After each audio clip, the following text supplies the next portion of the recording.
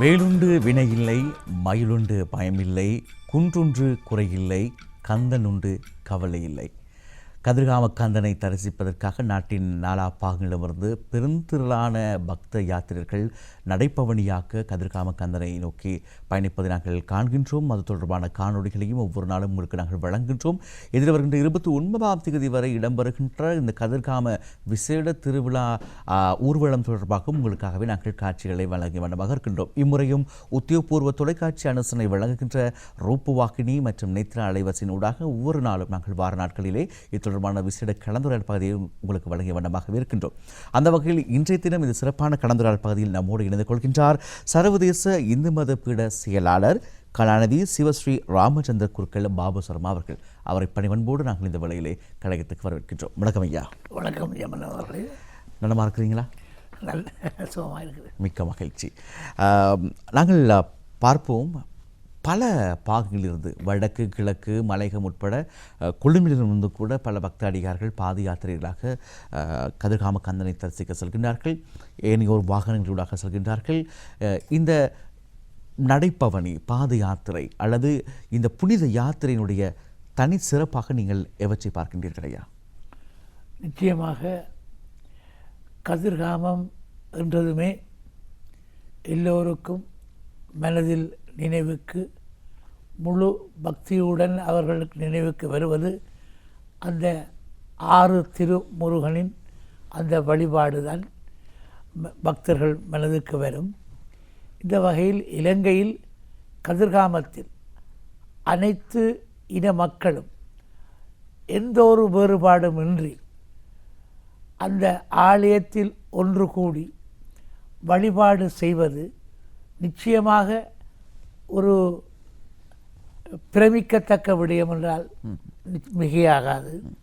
அந்த வகையில் ஒரு தேசிய நல்லிணக்கத்தை வெளிப்படுத்தும் ஒரு ஆலயமாக கதிர்காமம் தனிப்புற சிறப்புற்று விளங்குவது நிச்சயமாக இலங்கை நாட்டுக்கு மட்டுமல்ல முழு உலக நாட்டுக்குமே ஒரு ஒற்றுமையின் சின்னமாக விளங்கும், ஒரு தேசிய நல்லிணக்கத்தை ஏற்படுத்தும் ஒரு ஆலயமாக விளங்குவது மிகவும் சிறப்பம்சமாகும்.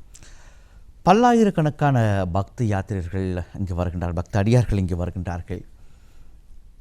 இப்படி பலரும் ஒன்றாக அண்டி திரள்வதற்கு என்ன காரணம்? நிச்சயமாக நீங்கள் குறிப்பிட்டது இதுதான். முருகப்பெருமானின் திருவிளையாடல் என்றால் அது மிகையாகாது. அந்த முருகப்பெருமானின் மீது அளவற்ற பக்தி கொண்டு வழிபாட்டை மிகவும் எளிமையாக வழிபட்டு தங்கள் நேர்த்தியை கடனை அங்கு அவர்கள் அந்த முருகப்பெருமானின் மீது பாதங்களில் வைத்து அவர்கள் விடுக்கின்ற வேண்டுகோளை அந்த முருகப்பெருமான் ஏற்று அவர்களுக்கு அருளுகின்றார். அந்த அவருடைய அந்த 12 திருக்கரங்கள் கொண்ட அந்த 6 திருமுருகன் தனது திருக்கரங்களால் இந்த வள்ளல்கள் போன்று அள்ளி அள்ளி வரங்களை அவர் நிறைவேற்றுகின்றார். அதனால் அந்த பக்தர்கள் அவர்கள் மீது முருகப்பெருமான் மீது மிகுந்த பக்தி கொண்டு அந்த எண்ணங்கள் நிறைவேறுவதன் காரணமாக தங்களை அறியாமலே முருகப்பெருமானின் அந்த ஈர்வையால் அங்கு குவிகின்றனர் என்றால் நிச்சயமாக அதுதான் நிஜமானது. இங்கு பார்க்கின்ற பொழுது இந்து பக்தடியார்கள், பௌத்த பக்தடியார்கள், ஏனைய மதத்தை சேர்ந்தவர்களும் இங்கு ஒரு குடும்பமாக ஒன்றிணைவதை நாங்கள் காணக்கூடியதாக இருக்கின்றது. இலங்கையில் இருக்கின்ற இந்த 2 முக்கிய மதங்களை சார்ந்தவர்கள் ஒரே இடத்தில் சங்கமிப்பது எப்படி தேசிய நல்லிணக்கத்துக்கு வழிவகுக்கும் என நீங்கள் எதிர்பார்க்கின்றீர்கள்? நிச்சயமாக நீங்கள் குறிப்பிட்டது மிகுந்த ஒரு நல்லதொரு வினா. ஒரு தேசிய நல்லிணக்கத்துக்கு அமைய பாருங்கள், ஒரு நல்லொரு விடயம் பக்தி பூர்வமான நிலையில் அந்த பக்தி தான், அது பௌத்தர்களாக இருக்கட்டும், இந்துக்களாக இருக்கட்டும், கிறிஸ்தவர்களாக இருக்கட்டும், இஸ்லாமியராக இருக்கட்டும், அவர்கள் கொண்டுள்ள இறை பக்தி, அந்த இறை பக்தி தான் அவர்களை எந்த ஒரு பேதமும் இல்லாமல் அவர்களை ஒன்று சேர்த்து ஒன்று கூட வைத்து எந்த ஒரு வேறுபாடும் இல்லாமல், எந்த இன வேறுபாடும் இல்லாமல், மொழி வேறுபாடு இல்லாமல் அவர்களை ஒற்றுமையுடன் அந்த இறை பக்தியை, இறை வணக்கத்தை செலுத்தக்கூடிய இடமாக கதிர்காமம் அமைந்திருப்பது நிச்சயமாக ஒரு தேசிய நல்லிணக்கத்துக்கான எடுத்துக்காட்டு என்பது நீங்கள் கேட்டுக்கொண்ட வினாவுக்கு நிச்சயமாக அந்த பக்தி தான். அங்கே எந்த ஒரு காரணமும் இல்லை, அந்த இறை கொண்ட பக்தி தான் அவர்களை ஒன்று சேர்ந்து அவர்களை வைத்திருக்கின்றது, வேறுபாடு இல்லாமல் வைத்திருக்கின்றது. இதிலிருந்து ஒன்று புரிகின்றது, நீங்கள் இறைவன் மீது கொண்டிருக்கிற பக்தி போல் இலங்கை நாட்டின் மீது பக்தி கொண்டால் அந்த பக்தி உணர்வு எந்த ஒரு வேறுபாடும் இல்லாமல் ஒரு அனைத்து இலங்கை வாழ் மக்களாக, இலங்கையராக வாழ்வதற்கான ஒரு மன உணர்வை, தேசிய உணர்வை கொடுக்கும் என்பது கதிர்காம வழிபாடு ஒரு எடுத்துக்காட்டாகும். இப்பொழுது நாங்கள் பார்த்தோம், அந்த காணொளியில் பார்க்கப்பட்ட அந்த காணொளியில் அந்த பூஜை வழிபாட்டு முறைகள் அதை கொஞ்சம் ஏனைய நாங்கள் பார்க்கின்ற இந்து ஆலயங்களிலும் பார்க்க கொஞ்சம் தனித்துவம் பெற்றதாக நாங்கள் காணக்கூடியதாக இருக்கின்றது. ஆலய வழிபாட்டு முறைகள், பூஜை வழிபாட்டு முறைகள், ஆகவே அதனுடைய தனித்துவம், அதனுடைய தனி சிறப்பு பற்றி பகிர்ந்து கொள்ளுங்கள் ஐயா. நிச்சயமாக நீங்கள் இனிய ஆலயங்களில் பார்த்திருப்பீர்கள், குறிப்பாக இந்து ஆலயங்களில் பார்த்திருப்பீர்கள். அங்கு மூல கற்பக்கிரகம், அதாவது மூலவருக்கான விசேட பூஜை வழிபாடுகள் நடைபெறுவதை பார்த்திருப்பீர்கள். ஆனால் கதிர்காமத்தில் ஒரு மிகுந்த ஆச்சரியம், அங்கு ஒரு மறைக்கப்பட்டு, அந்த மூலவர் மறைக்கப்பட்டு, அங்கே திரைவடிவில் அந்த 6 திருமுகன், வள்ளி தேவாயுடன் கூடிய 6 திருமுகனின் அந்த சண்முக பெருமானின் அந்த வழிபாட்டை நீங்கள் திரைவடிவில் பார்த்திருப்பீர்கள். பலருக்கு ஒரு வியப்பு, அந்த மூல கிரகத்தில் என்ன இருக்கின்றது என்பதை அறிய ஆவலாகவே இருப்பார்கள். அந்த வரலாறுகள் கூறுகின்றன, அங்கே அந்த கற்பக்கிரகத்தில் சச்சக்கரம் அடங்கிய ஒரு யந்திரத்தகடு, அந்த மந்திரங்கள் அடங்கிய யந்திரத்தகடு அங்கு வைக்கப்பட்டிருப்பதாகவும், அதே நேரம் அதை முத்துராமலிங்க தேவர் அவர்கள்தான் அதை ஸ்தாபித்தது என்றும் ஒரு வரலாறுகளில் நான் அறியக்கூடியதாக இருந்தது. அந்த இயந்திர வழிபாடு நீங்கள் எங்கள் இந்து ஆலயங்களில் பார்த்திருப்பீர்கள்.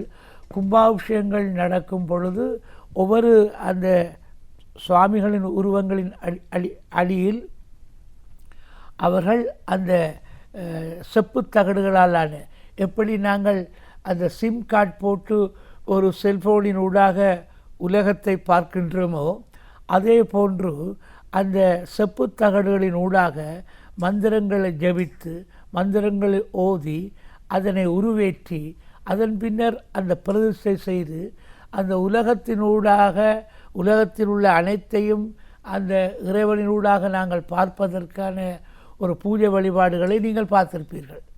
அவ்வளவுக்கு அந்த இயந்திரத்தில் மகிமை இருக்கின்றது. அந்த இயந்திரத்தைத்தான் அந்த கற்பக்கிரகத்தில் வைத்து அந்த வழிபாடுகளை செய்து, பிறைகரா காலங்களில் அந்த வெள்ளிப்பேழைகளில் வைத்து யானை மீது ஊர்வலமாக எடுத்து வருவதையும், அதேபோல் பூஜைகளுக்கு நாங்கள் வெண்சாமரை, அந்த விசிறி கொடி இவற்றையும் அவை ஒரு வெள்ளிப்பேழையில் வைத்து யானை மீது வைத்து கொண்டு வருவதையும் நீங்கள் பார்த்திருப்பீர்கள். இது ஒரு கதிர்காமத்துக்குரிய ஒரு சிறப்பு. இப்படி நாங்கள் பார்க்கின்றோம், ஆலயத்துக்கு உள்ளே செல்கின்ற பொழுது முருகனுடைய அந்த திருவுருவம் பொதித்த ஒரு திரையை நாங்கள் பார்க்கின்றோம். அது அவ்வாறு இருப்பதற்கு விசிட காரணம் இருக்கிறது ஐயா? அதாவது இந்த வழிபாட்டை அவர்கள் அந்த திருவடிவில், அதாவது நாங்கள் சிவலிங்கத்தை உருவம் அருவுருவமாக நாங்கள் வணங்குகின்றோம். அதை அறிந்திருப்பீர்கள். அதே போன்றுதான் இங்கு அந்த ஸ்தாபிக்கப்படாமல் கற்பகிரகத்தில் அந்த விக்கிரகங்களை ஸ்தாபிக்காமல் நான் ஏற்கனவே குறிப்பிட்டது போன்று யந்திரத்தை வைத்து அதுக்கு பூஜைகளையும் செய்து அதே போன்று ஒரு மறைபொருளாக இறைவன் இருக்கின்றான் என்பதற்கமையவே அந்த திறவடிவில் ஸ்தாபித்து அந்த முருகப்பெருமானை நினைத்து நாங்கள் வழிபடுகின்றோம். இப்பொழுது நாங்கள் பார்க்கின்றோம் இந்த கதிர்காம யாத்திரை ஒரு புனித யாத்திரையாக பிரகடனப்படுத்தப்பட வேண்டும் என்கின்ற ஒரு வேண்டுகோளும் முன்வைக்கப்பட்டிருக்கின்றது. இப்பொழுது இந்த ஐயப்ப பக்தர்கள் இந்தியாவுக்கு செல்வார்கள், அந்த யாத்திரை புனித யாத்திரையாக்கப்பட்டதோ அதே போன்று இதுவும் புனித யாத்திரையாக பிரகடனப்படுத்தப்பட வேண்டும் என்கின்ற ஒரு வேண்டுகோள் விடுக்கப்பட்டிருக்கிற இந்த காலப்பகுதியிலே உள்ளார்ந்த அந்த பக்தியாக பக்தர்கள் எப்படி இதில் பங்கேற்க வேண்டும் என நீங்கள் எதிர்பார்க்கின்றீர்கள்? நிச்சயமாக நீங்களே பார்த்திருப்பீர்கள், இலங்கையின் பல்வேறு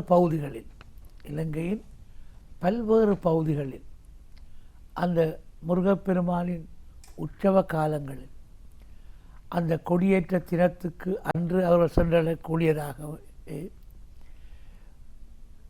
காடுகளினூடாக, குறிப்பாக பேசும் இடம் உகந்தை அம்பாறை பகுதியில் சேர்ந்த உகந்தை முருகன், அந்த உகந்தை காட்டின் ஊடாக நீங்கள் பத்திரிகைகள் கூட பார்த்திருப்பீர்கள், ஊடகவியலால் நீங்கள் அந்த காட்டு பாதை திறப்பை பார்த்திருப்பீர்கள். அதற்கான பாதுகாப்பை இலங்கை அரசாங்கம் ஏற்படுத்தி கொடுக்கின்றது. அந்த அதாவது ஒரு ஆபத்தான விலங்குகள் இந்த அந்த பாதை திறக்கப்பட்டு பாதுகாப்புடன் பக்தர்களுக்காக அவர்கள் அனுமதிக்கப்படுவார்கள். அந்த காட்டுப்பாதையின் ஊடாக விரதம் இருந்து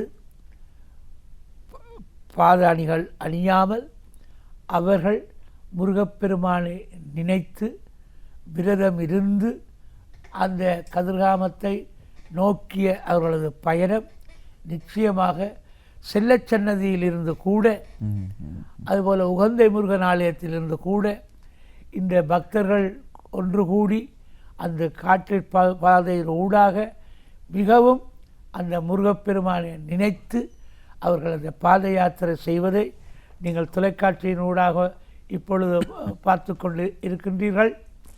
அந்த புனித பாத யாத்திரை பக்தி பூர்வமாக தங்களது உடல், பொருள், ஆவி எல்லாவற்றையும் அந்த முருகப்பெருமானின் பாதத்திலேயே அவர்கள் சமர்ப்பித்து அந்த ஆலயத்தை சென்றடையும் வரை அந்த தியானத்துடன் அவர்கள் சென்று வழிபடுவது மிகுந்த ஒரு உணர்வுபூர்வமான பக்திபூர்வமான விடயம் என்றால் நிச்சயமாக அது மிகையாகாது. முருகனை தமிழ் கடவுள் என்று நாங்கள் அன்போடு அழைப்போம். அதுக்கு என்ன விசேட காரணம் ஐயா?